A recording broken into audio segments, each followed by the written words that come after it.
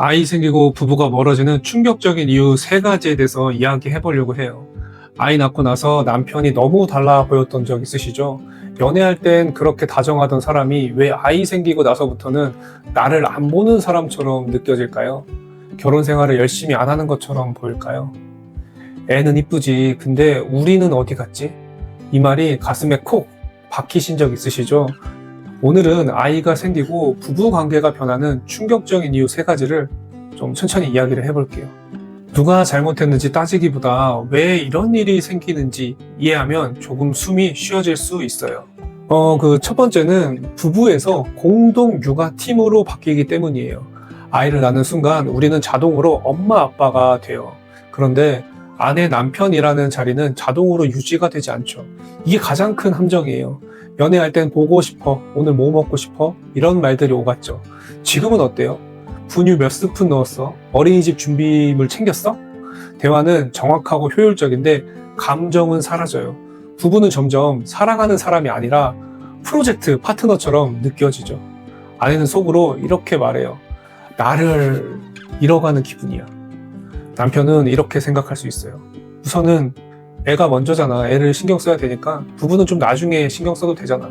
근데 문제는 여기서 시작되죠. 물론 아이는 24시간 급하고 중요해요. 부부는 급하지 않죠. 그래서 항상 부부가 뒤로 밀려요. 관계는 밀릴수록 점점 식어가죠. 특히 한국 문화에서는 좋은 엄마가 되기 위한 압박이 굉장히 커요. 통계청 자료를 보면 출산 후 여성의 삶의 만족도는 눈에 띄게 떨어지는 시기가 있어요.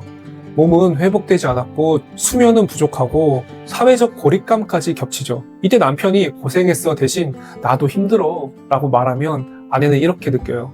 아, 나는 혼자구나. 남편은 억울할 수 있어요. 나는 돈 벌고 책임지고 있는데 왜 인정을 안 해줘? 여기서 중요한 건 각자의 입장을 이야기한다기보다는 서로의 감정을 볼 필요가 있죠. 아이가 있고 없고의 차이는 정말 커요. 아이에게 신경 쓸 게 수백 가지거든요. 그렇기 때문에 부부의 자리를 의식적으로 만들지 않으면 자연스럽게 사라져요.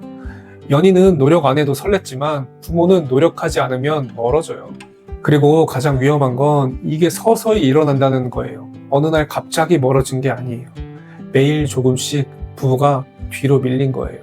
두 번째는 사랑의 방식이 완전히 달라진다는 거예요. 아이를 낳으면 사랑이 줄어드는 게 아니죠. 사랑의 방식이 달라지는 거예요. 그리고 그 차이를 서로 오해하죠.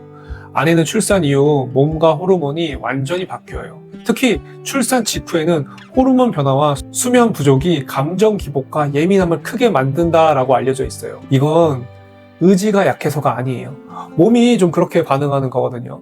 그래서 아내는 사랑을 공감으로 느끼고 싶어져요. 오늘 힘들지? 오늘 수고했어. 이 한마디가 진짜 절실하거든요.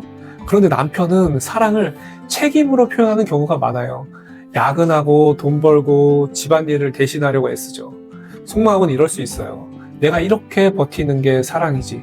표현은 못해도 나는 가족을 위해 사는 건데.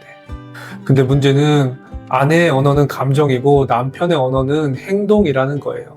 아내는 말이 없으면 사랑이 식었다라고 느껴요. 남편은 내가 밖에서 고생하는데 왜 그걸 몰라주냐고 느끼는 거죠. 여기서 감정이 어긋나요. 그리고 또 하나의 중요한 변화가 있어요. 출산 이후 아내의 신체는 회복 시간이 필요해요. 성적인 거리감도 생길 수 있어요. 이건 이상한 게 아니에요. 아이는 24시간 아내의 몸을 점유하죠. 하루 종일 안고 만지고 붙어있고, 그래서 밤이 되면 누군가 또 나를 만지는 게 부담스러울 수 있어요. 아내는 이렇게 느껴요. 하루 종일 소모됐어. 그런데 남편은 다르게 느낄 수 있죠. 왜 나를 밀어내지? 이제 나는 필요 없는 사람인가? 여기서 또 상처가 쌓이죠. 아내는 나를 이해해줘. 남편은 아니 우리 사랑을 확인하는 시간인데 왜 그런 거야? 나도 남편이야. 이런 식으로요. 두 사람 다 사랑을 원하고 있어요. 다만 방식이 다를 뿐이죠. 이 시기에 가장 위험한 생각은 우리 사랑은 끝났어 라고 생각하는 거예요. 그게 아니죠. 사랑이 끝난 게 아니라 사랑의 언어가 바뀐 거예요.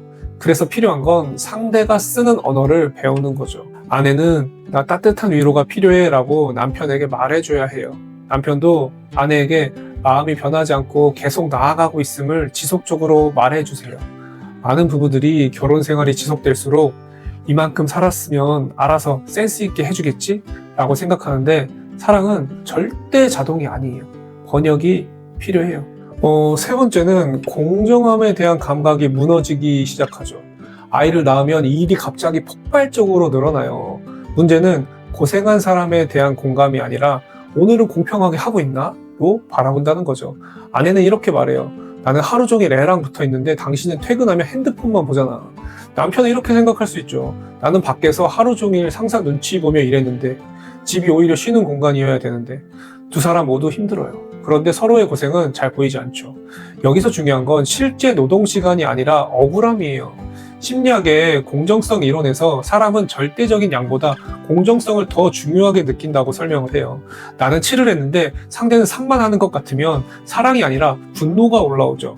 아내는 이렇게 생각해요. 왜 나는 당연한 존재야? 왜 내가 더 많이 참고 더 많이 포기해야 해? 이게 반복되면 사랑이 아니라 계산이 시작돼요. 이번엔 내가 안 해. 이번엔 당신이 해. 부부가 팀이 아니라 채점자가 돼요. 남편도 좀 억울할 수 있죠. 내가 아무것도 안 하는 사람 취급받네. 이때부터는 관계는 감정보다 정산이 앞서요.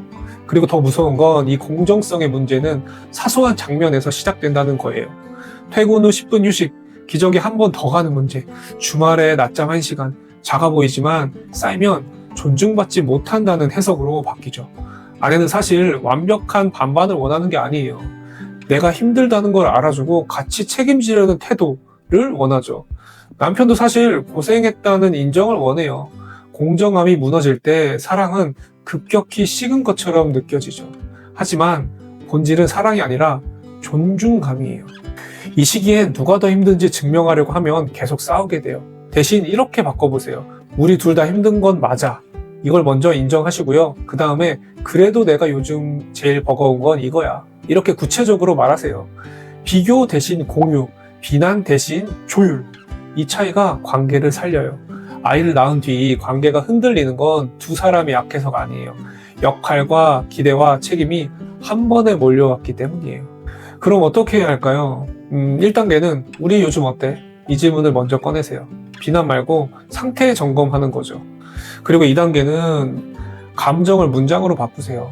당신이 안 도와줘서 화났어. 대신 나 혼자 버티는 느낌이 들어서 외로웠어. 가장 싸움을 적게 만드는 문장이 자신의 감정을 표현해서 상대방에게 닿게 하는 거거든요. 3단계는 부부 시간을 의도적으로 만드세요. 아이 이야기 금지 30분, 핸드폰 내려놓기. 어색해도 괜찮아요. 처음에 다 그렇거든요. 부부는 자동으로 유지되지 않아요. 관리를 해야 유지가 되죠. 지금 혹시 이미 너무 멀어졌어요. 저희 부부는 끝이에요. 이 영상 봐도 어차피 절대 안 변해요. 라고 생각이 드시나요? 아직 끝날 때까지 끝난 게 아닙니다. 아내가 아직 아픈 건 그 기대가 남아있다는 뜻이거든요. 그리고 남편도 대부분은 모를 뿐이지 떠날 준비를 한 게 아니에요. 결혼도 사업이라고 생각해 주세요. 큰 목표를 달성해야 합니다. 어느 순간 그 목적이 변질되어 서로를 탓하기만 한다면 정말 소중한 아이는 혼자 남겨지게 될 거예요. 가장 소중한 것이 어느 순간 가장 소홀해지게 되는 순간이 되죠. 아이가 생기고 부부가 멀어지는 충격적인 이유 3가지에 대해서 말해봤어요. 오늘 한 이야기에 공감이 가신다면 치열하게 삶을 살고 있으신 분들이실 거예요. 위에 있는 내용들을 꼭 시도해보세요. 물론 쉽게 되지는 않아요. 하지만 지금의 삶이 지속되는 건 더 힘들죠. 많은 부부들이 약간의 대화 포인트만 바꿔도 개선되는 사례들을 많이 만들어 봤어요. 당신도 할 수 있습니다. 모든 부부들이 평범한 부부가 되는 순간까지 컨설팅 해드리겠습니다. 감사합니다. 그리고 팔로워, 구독, 좋아요, 댓글은 저에게 엄청난 힘이 됩니다.